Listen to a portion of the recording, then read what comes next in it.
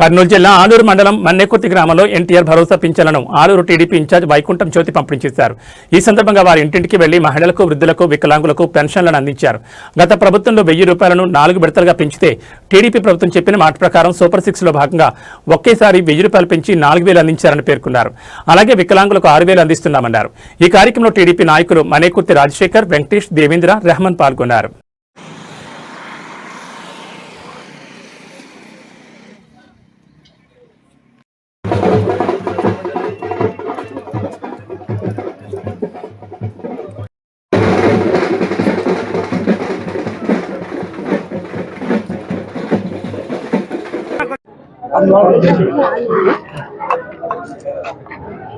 మన కూటమి ప్రభుత్వం అధికారంలోకి వచ్చిన తరువాత వృద్ధులకి పెన్షన్ కూడా గతంలో ఉన్న ప్రభుత్వం 3000 చేయడానికి 5 సంవత్సరాలు పట్టింది. కానీ మన కూటమి ప్రభుత్వం వచ్చిన తర్వాత వెంటనే 1000 రూపాయలు పెంచి వృద్ధులకు ఇబ్బంది కాకూడదనే ఉద్దేశంతో 4000 రూపాయలు పెన్షన్ చేయడం జరిగింది.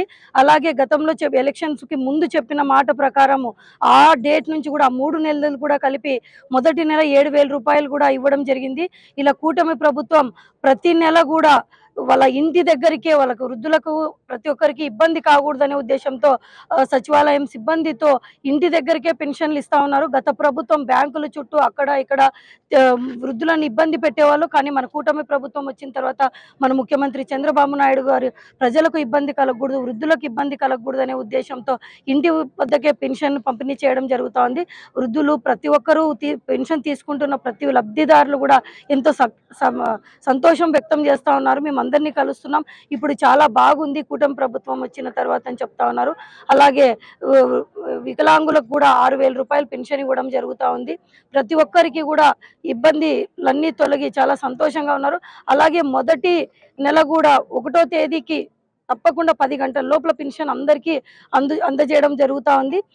అలాగే ఆ రోజు ఏమైనా హాలిడే ఉంటే కూడా ముందు రోజే పెన్షన్ పంపిణీ చేస్తూ ఉన్నారు. ఇప్పుడు మార్చి 1వ తేదీన పెన్షన్ హాలిడే ఉంది కాబట్టి ముందు రోజే ఫిబ్రవరి 28 ఈ రోజే కూడా పెన్షన్ పంపిణీ చేయడం జరుగుతుంది. ఈరోజు మనం ఆలూరు మండలంలో మన్నెకుర్తి గ్రామంలో పెన్షన్ పంపిణీ కార్యక్రమంలో పాల్గొనడం జరిగింది.